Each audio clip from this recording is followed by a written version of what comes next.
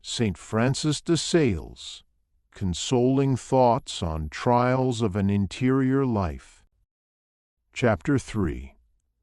Conduct to be observed in interior trials. It is an ordinary thing with those who begin to serve God, and who have not yet had experience of the withdrawal of grace or of other spiritual vicissitudes, that as soon as they lose the feeling of sensible devotion and the perception of that beautiful light which had invited them to run in the ways of God, they immediately lose breath, as it were, and fall into very great sadness and pusillanimity. Persons well versed in the matter give this explanation. They say that a reasonable being cannot remain for a long time famishing, and without any pleasure, heavenly or earthly, but as souls elevated above themselves by the taste of superior pleasures easily renounce all visible objects, so when, by the divine appointment, this spiritual joy is taken away from them, they find they are also deprived of inferior consolations, and not being yet accustomed to await patiently the return of day, it seems to them that they are neither in heaven nor on earth, but that they are to lie buried in a perpetual night, in such a manner that, like little children who have just been weaned, and who still seek their mother's breast, they can only weep and languish, being a trouble to everyone, but particularly to themselves. Not to fall into discouragement, remark that God usually gives some foretaste of heavenly delights to those who enter into His service, in order to withdraw them from the pleasures of the world, and to encourage them in the pursuit of divine love, as a mother to accustom her little infant to the breast. Put some honey there, that nevertheless this good God, by an arrangement of His wisdom, sometimes takes away the milk and honey of His consolations, that we may learn to eat the dry and substantial bread of a severe devotion, practiced in the midst of disgusts and agitations. That great temptations often arise during times of aridity, when we must fight continually against the temptations, for they are not of God, but endure patiently the aridity, since He appoints it for our trial, that we should never lose courage in the midst of interior pains, nor say, I shall never be joyful, for at night we should expect the light, and on the other hand, at the brightest spiritual time. We should not say, I shall never be sad, for as the wise man observes, in happy days we should remember the unhappy, we must hope in pain and fear in prosperity, in both be humble.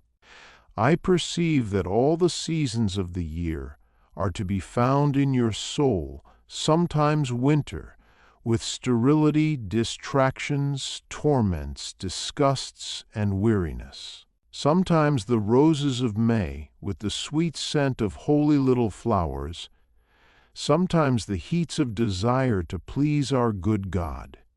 There only remains autumn, when, as you say, you do not find much fruit, but it often happens that, in threshing the wheat and pressing the grapes, we find much more than the harvest and the vintage had promised.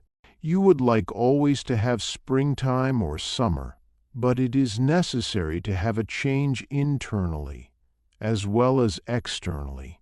In heaven there will be a perpetual spring as to beauty, a perpetual autumn as to joy, a perpetual summer as to love.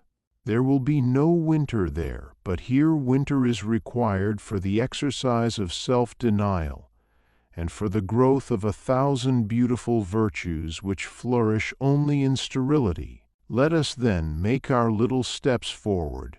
If we have a good and resolute affection, we cannot but advance well. It is not necessary for the practice of virtues to be always attentive to them all. That would entangle and perplex your thoughts too much.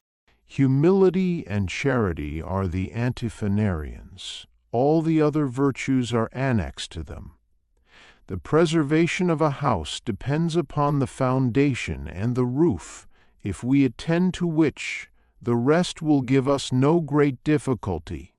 Humility and charity are the mothers of virtues, the others follow them, as little chickens do the hens. That it is a sovereign remedy to discover our trouble to some wise friend who can solace us. Finally, to conclude a warning that is necessary, I will remark that, in interior trials as in all other things, our good God and our enemy have very different views. God makes use of these pains to guide us to great purity of heart, to an entire renunciation of our own interest in what concerns His service, and to a perfect stripping of ourselves, while the devil endeavors by these sufferings to make us lose courage, to make us return to sensual pleasures, and to make us wearisome both to ourselves and others. That holy devotion may be decried and defamed, but if you observe the instructions I have given you, you will greatly increase in perfection by the endurance of interior afflictions, of which, before concluding, I must say another little word. Sometimes disgusts, sterilities, and aridities proceed from indisposition of the body, as when by excessive watches, labors, and fasts, we are overwhelmed with fatigue, and weighed down by drowsiness, headache, and other such infirmities, which, though they depend on the body, do not fail to inconvenience the soul on account of the strict union that exists between both. Yet, in this state, we should always be careful to elicit many acts of virtue, though in the summit of the soul, and with our superior will. For, though our soul is asleep, as it were, through weariness, that does not prevent the operations of our spirit from being most agreeable to God. And we may say to Him with the sacred spouse, I sleep, but my heart watcheth. Lastly, if there is less pleasure in laboring thus, there is, as I have already said, more merit and virtue. As for the remedy, it is to strengthen the body by granting it some alleviation and fitting recreation. Thus St. Francis ordered his religious to moderate their labors in such a manner that fervor of spirit might not be impeded. And, speaking of this glorious Father, he was once attacked and agitated by so dreadful a melancholy that he could not hinder it from appearing externally. For if he wished to converse with his religious, he could not. If he withdrew from them, he was still worse. Abstinence and macerations reduced him to a shadow. Prayer did not comfort him in the least. He remained in this state for 2 years, so that he seemed to be altogether abandoned by God. But at last, after humbly enduring this wild tempest, the Savior restored to him, in one moment, a full and blessed tranquility. Thus the greatest servants of God are subject to these rude shocks, and others should not be surprised if they sometimes get one too.